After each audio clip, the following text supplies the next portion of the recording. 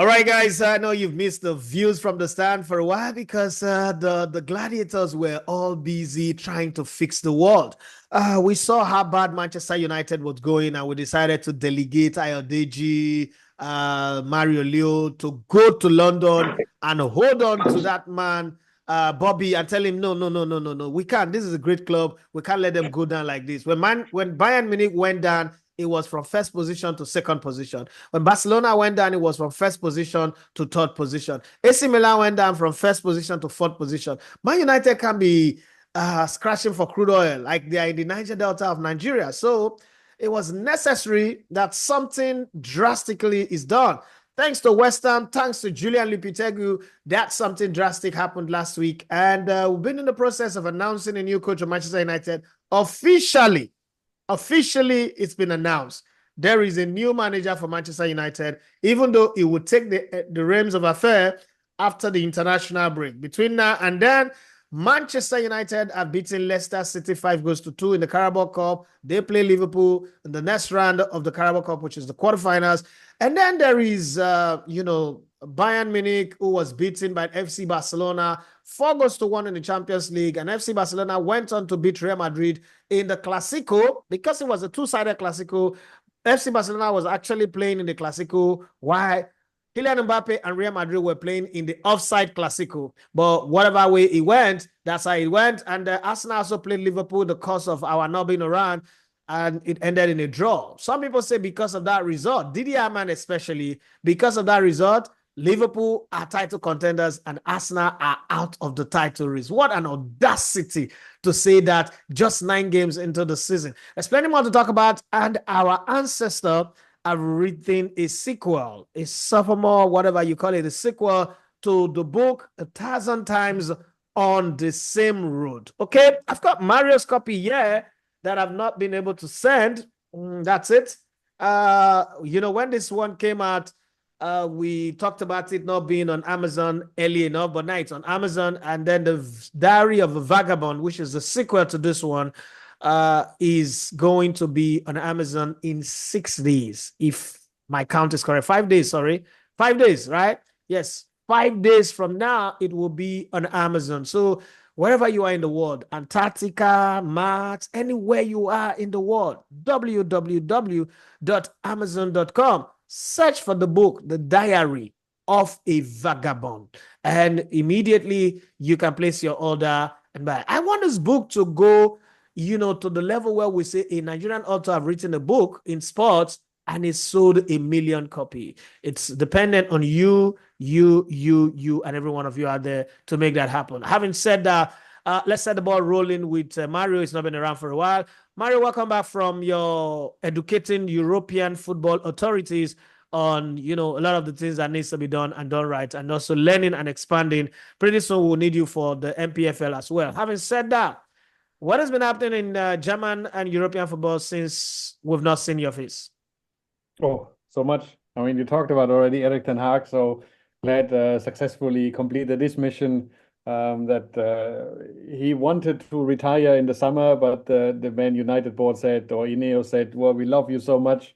Please go on. We want to start the season in 14th place and want to do a hunting ground and qualify for Champions League at the end of the season. But it needs to be dramatic. It needs to be exciting. That's why we keep you in the job for 9 days, 9 match days, and then we kick you out. So that's done now. So now Man United is in the hunting mode on European football, and in Germany, obviously, FC Bayern is cruising. Yeah, just a brilliant win, 4-0 at halftime. Yeah, just appeared to be on the pitch for the second half, so no further goals because Vincent Kompany said it's enough advantage for this one, and next game is the most important one. So yeah, Bayern is cruising in the Bundesliga again, back in the role. Borussia Dortmund keeps on struggling. Obviously, their coach is probably next on the line, being under threat. Bailed out of the cup with the extra time defeat at Wolfsburg.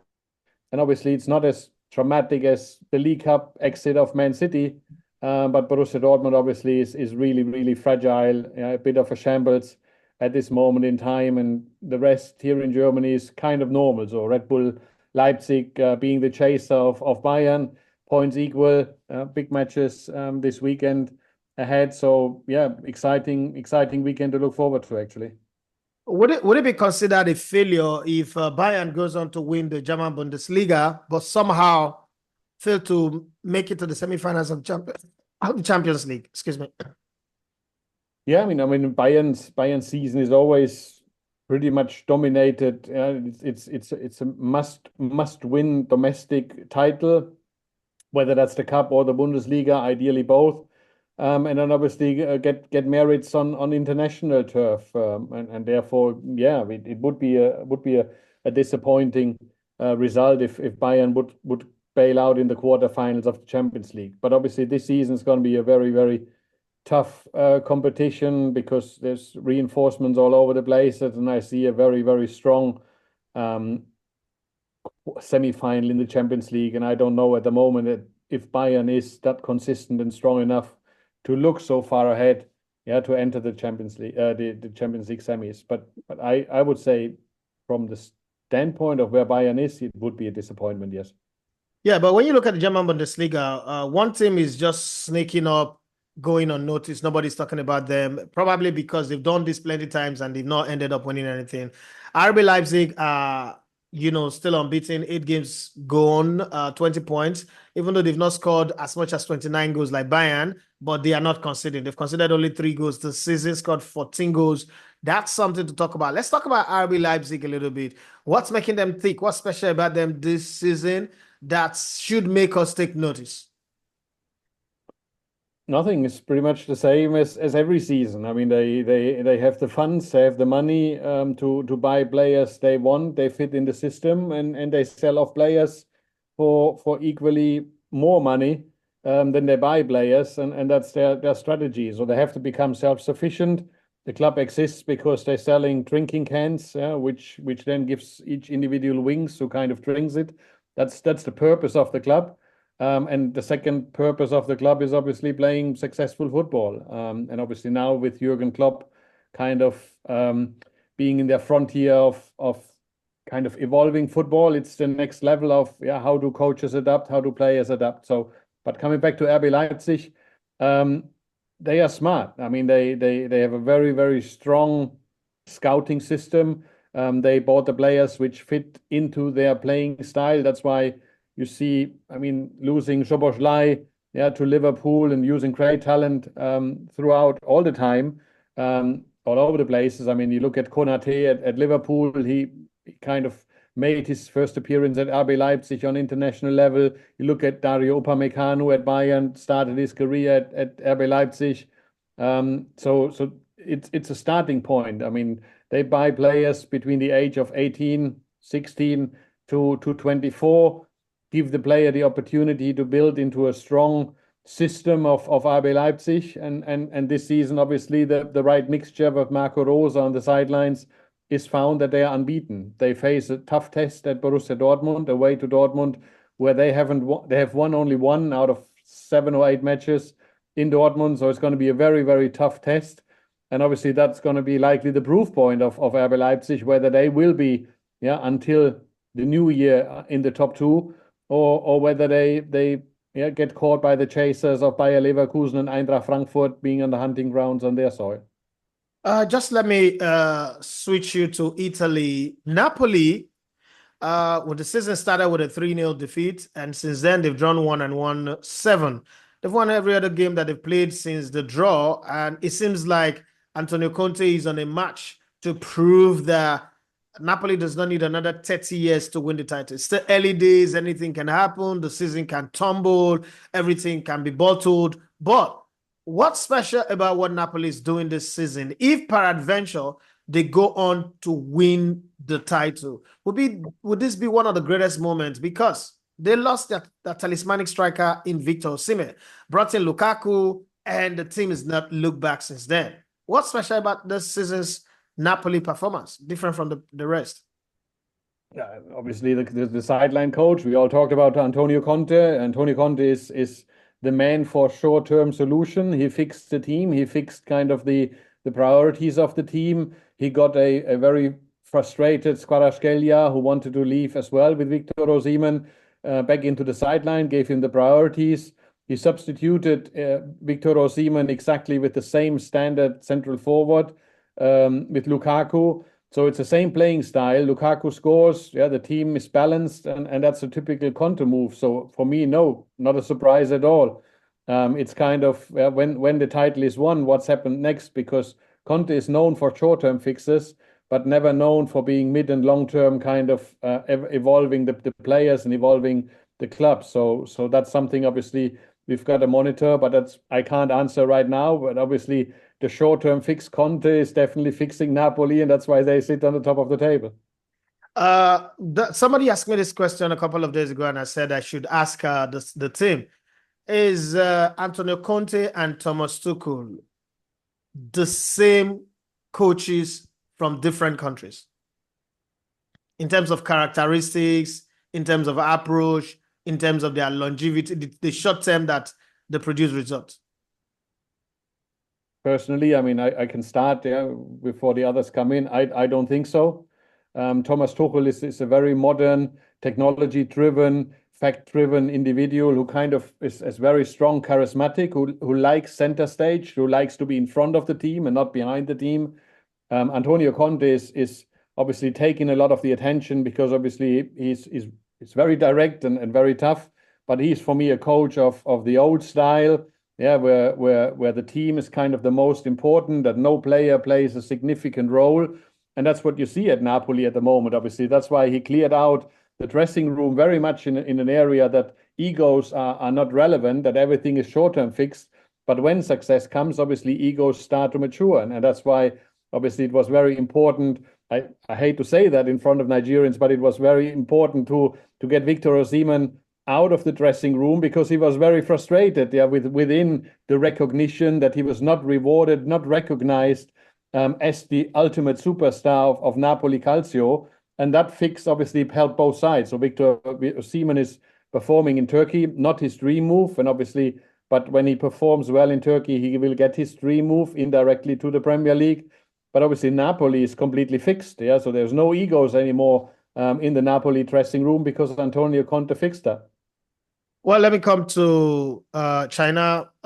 In this book, in one of the chapters, you wrote, and I quote here, with the subheading, Mayhem at the Seaside. On April 7, 2004, we, Dolphins in bracket, had a game in Lagos against MPA Seasiders. It was a match day 11 game. At that stage of the season, and for a club that escaped relegation on the last day of the previous season, we had already won in Aba against Enyimba and drawn in Enugu against Rangers, while we won all our home games, coupled with the fact that Enyimba had some outstanding games as a result of their campaign in the CAF Champions League.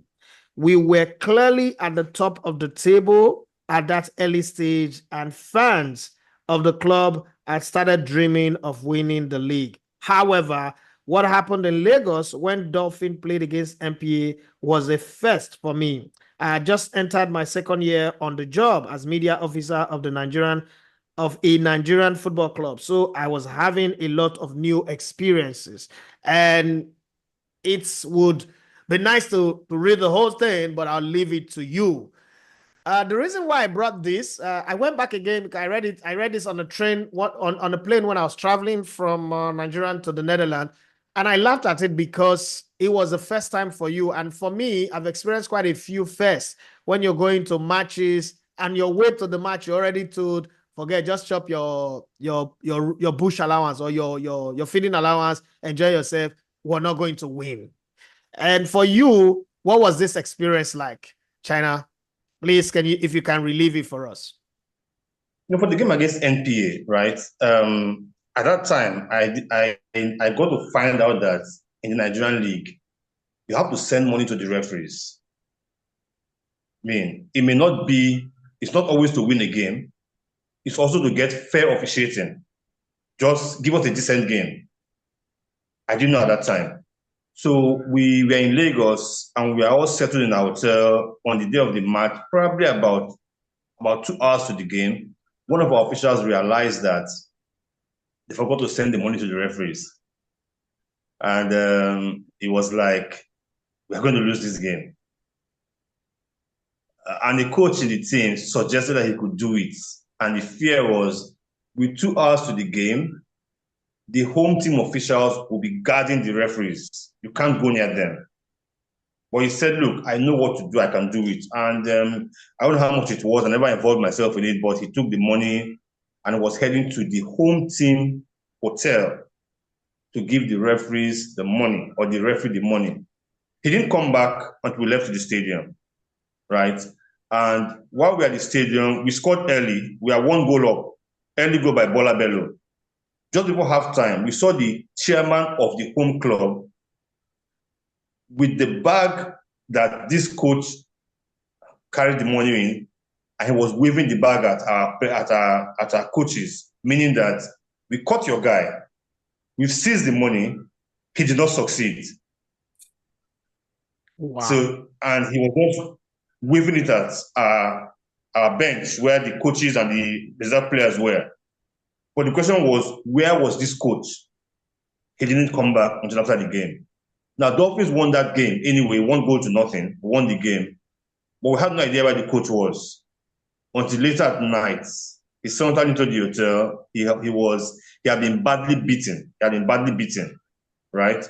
And the story he told us was that while he went to the home team hotel trying to reach out to the referee, he never knew that the person that picked the phone call from the reception, the telecom to the room, he thought it was the referee he was speaking with. He never knew it was the chairman of the home club. And the chairman says, don't worry, meet me here, I can bring the money. And they got thugs to beat him up, right? And that was how he almost lost an eye. So first time I was seeing that in the league, he almost lost an eye. The money he sent never got to the referees. He was beaten up badly. He had to be hospitalized. And it took almost 6 months to be fully healed. That eye to be fully healed.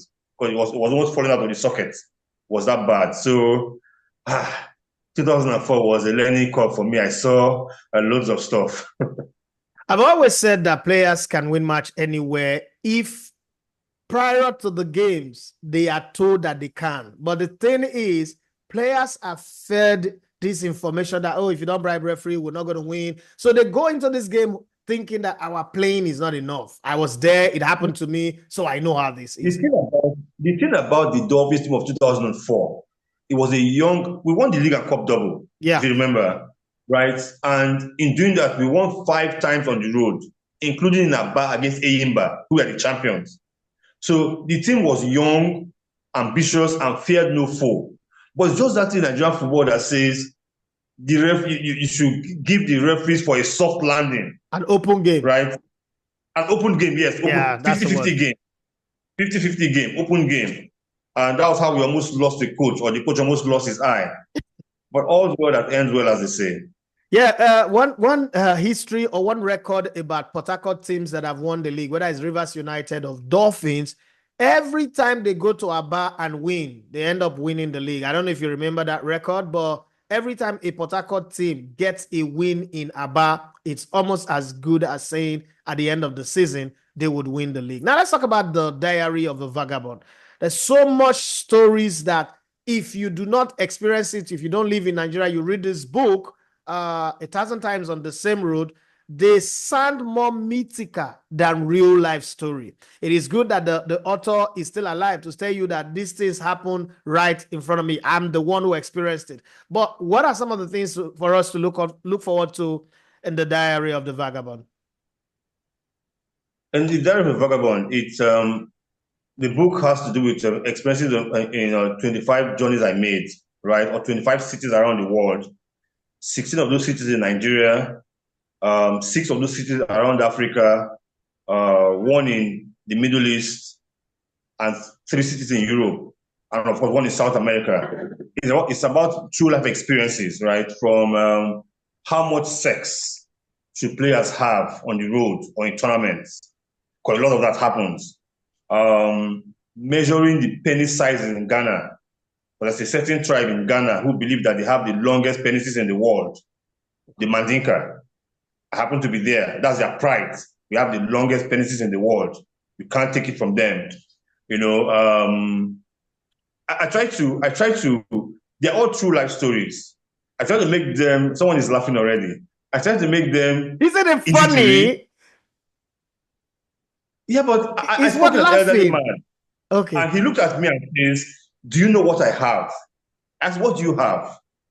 He says, "We, the man." No. The No. gods are angry. The gods have gotten And we all have angry. it. The gods of Mandika Yeah. have come to attack Ha. Ikwere man. How can the ancestor let this happen?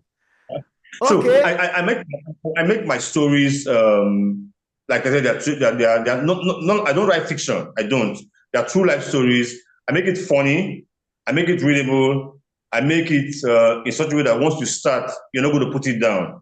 So it's just, I mean, experience in Brazil, experience in Dubai, experience in 6 African cities, experience in Spain. But when we got lost in a train between Valencia to Madrid, you know, stuff like that, just to Just to add, I've not written a book and look at Nigerian league in a different light, or Okay. Nigerian football in a different light. I've not written a book yet, but one of the things that happened in Brazil in 2014 that I never forget, that I've not experienced before, was the fact that when Nigeria lost to France, Aminu Migari, the NFF president, and the entire NFF people, whether they switched off their phone or they destroyed their SIM, a lot of journalists were not able to reach them. And I didn't go on the basis of the NFF. I was there on my own to do work.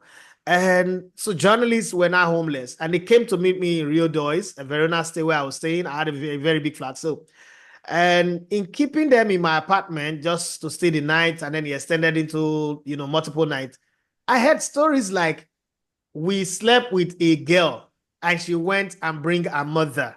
And her mother's that story still make me cringe anyway. But then these are stories that happen in football. Let's come back to one devilish story that is never going away. Manchester United.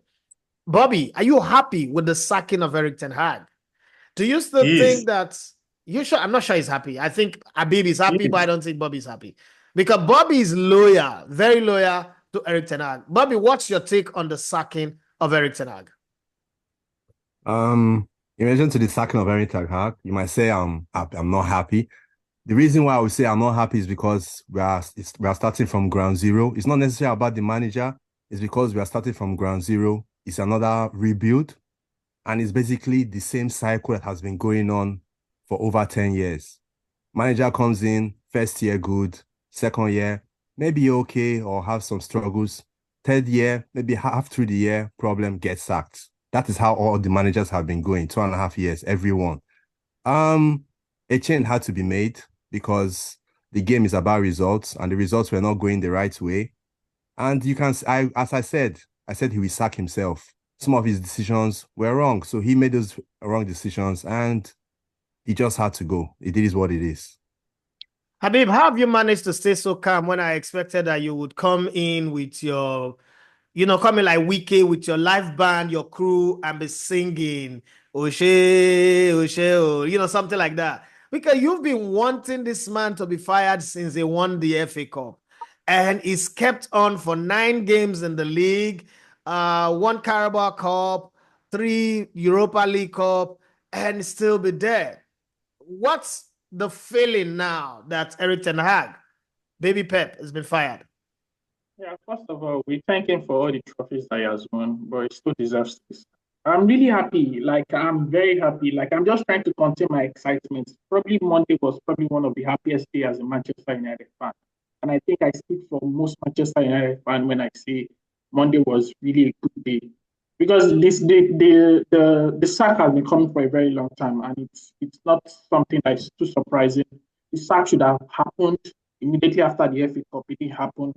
The sack should have happened immediately after the defeat to Spurs before the international break. It didn't happen. And the sack coming out is just a good thing. And I still think our season can still be salvaged and can still be saved. And hopefully with the new manager bounce, we bring in excitement. And I would like to correct, I would like to disagree with Bobby on when he said over the past 10 years, we've been employing managers and we've been sacking them. First of all, every manager that we've ever employed deserves to be sacked. Whether they were, I disagree. They all deserve to be sacked. And 2, all the managers we've appointed have always been the wrong appointment, if we're to look at it. So First of on all, the strength of that last line, is Ruben Amorim, the right appointment or not? I think it fits the structure Ineos is trying to build. If you look at the appointment, they announced him as the head coach. So they have like a sporting director, a technical director, and you have like a head coach. Basically, we have like a new structure in place. We have people who know the game, technical know-hows, and you have the manager that they feel fits that profile. So this is the new term of Ineos, and I feel like they are in the right start. They've hired the best in class. You have Omar Barad, who was working with Citigroup. They employed Jesse Wilcock, and they've also employed, I'm trying to remember this guy, this technical director.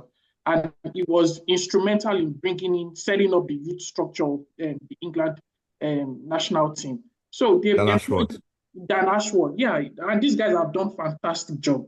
Over the years, over like the last 10 years, basically all we've had was the CEO, who is a banker, knows nothing about football, employs manager, gives them everything they want without a clear plan, without a clear structure and ideology, and basically just throws money and they buy whatever player they want to buy.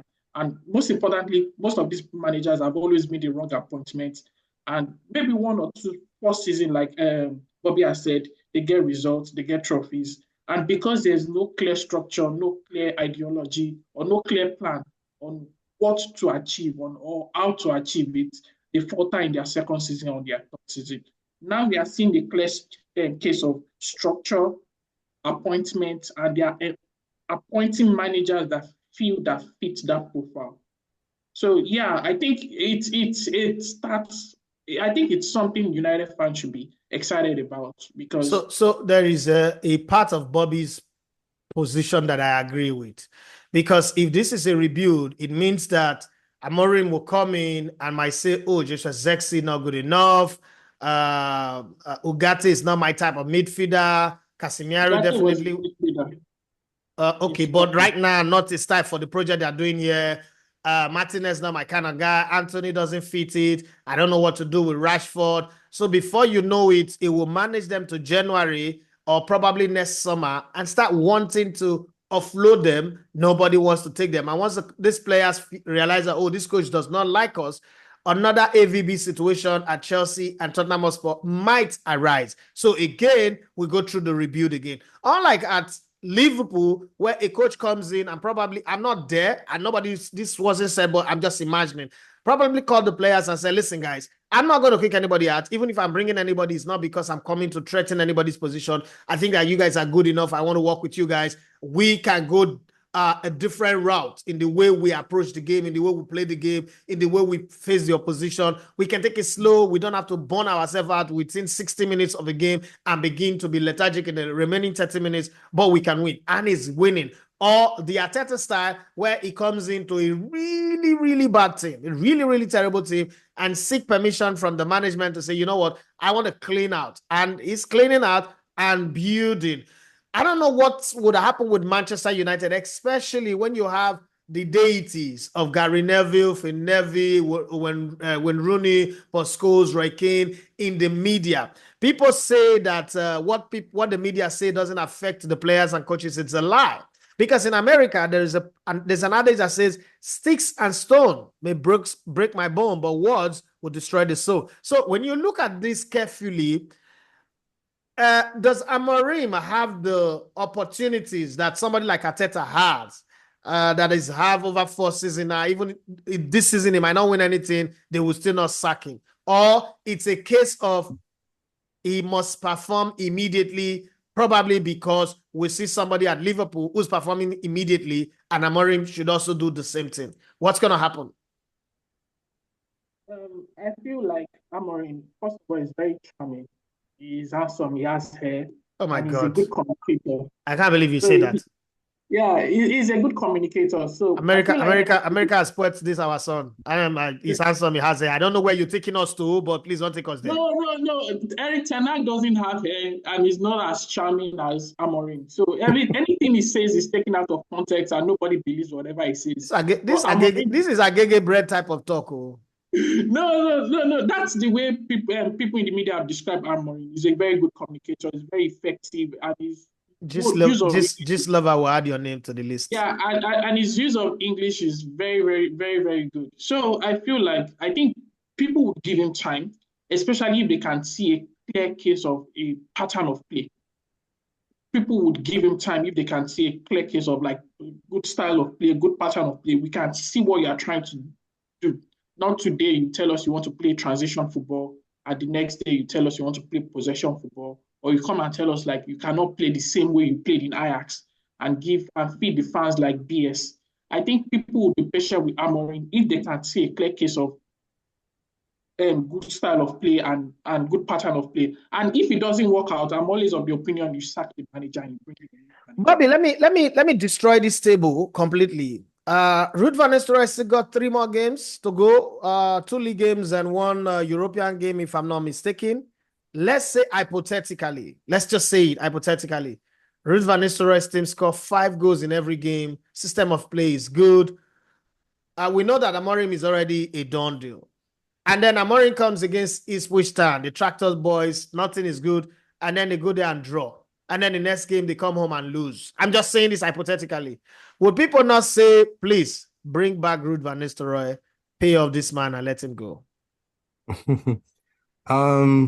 Listen to Habib. Habib said that Amorim will be given time. That means I'm not sure that's possible, Sha. You don't know the English press. Amorim will not be given. In fact, as of yesterday, they were already calling him a Portuguese Ten Hag. Nobody will give him time. Yeah. The only Ineos will give him time because he's coming to just. Ineos is going to give him time. Yeah, Ineos will give him time, but he's their guy and they brought him in. And if they can see a clear case of like style of play, they would give him the time to like implement whatever he wants to implement. First of all, you have to check the contract he's given. He's given a 2.5-year contract, which means Ineos are not going all in. Ineos just gave him the cycle, which means Ineos are not going all in. They are being cautious. They want to see him progress the team, develop the team, then they will extend his contract. They are not going all in, maybe giving him a 4-year, which they should have. They're giving him a 2.5-year deal. Now, coming to the Ruud van Nistelrooy talk, yes, there will be talks that, there will be talks because there are a lot of fickle-minded fans. There are fans who are clamoring for Amorim now. Many of them along the line, maybe even by December, might be saying different things. Because I definitely seen Ruud van Nistelrooy possibly winning all 3 games. He might even score loads of goals, but there's no big deal. It's a normal thing. It's the normal new manager bounce. After a manager gets sacked, they come out, they start playing. Even players who have down tools, you see them all playing. Look at Casemiro, look at Bruno Fernandes. Where were all those emotions? Where were all those persistence? Where were all those drive? When, like on Sunday, not even going too far, just on Sunday, it's a far cry from how they played. So we've seen all these things. People will clamor for Ruud van Nistelrooy, but nah, how can you bring Ruud van Nistelrooy back? In fact, even people saying that Ruud van Nistelrooy should even stay as part of Amorim's backroom staff. I don't believe in that. I don't even want to buy into away with the old, come with the new. But now let me ask you this. I've seen Zexi. I judge footballers by what they do with their first touches, their position off the ball, and all that. And there's something missing. I always look at Zexi and I get this Baptista vibe. You remember Baptista that played for Madrid and Arsenal? I get this Baptista vibe without the muscles. It seemed to be absent-minded when he gets the ball. Was Zexi a mistake? I wouldn't say Zexi was a mistake. I would just say he's. Would Amorim demand for Victor's Gyökeres? Gyökeres. The first option, Man U cannot even afford Gyökeres. So the talk of Gyökeres, I don't even buy it. Man U can't afford him because he's going to be expensive. He's likely to leave in the summer. So that one is out of the way. You're saying that a player that Arsenal can buy, Man U can buy? Of course, Man U and Arsenal are not in the same league. Oh, okay. It's fact. We are not in the same league at the moment. So even money-wise, we have PSR issues, financial fair play issues. We ain't got money. That is why we even went for Zexi.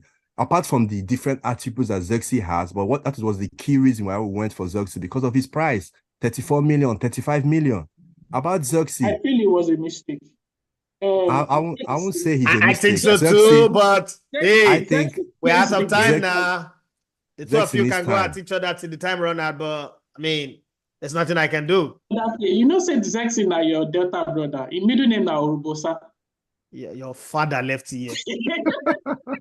How did we get here? I'm German today. I'm German. Oh, I'm brother to You're Mario. German. I'm You're German German. today. I'm from Mario's place. If Zexi is a Nigerian, then I'm German, please. I'm from Hamburg.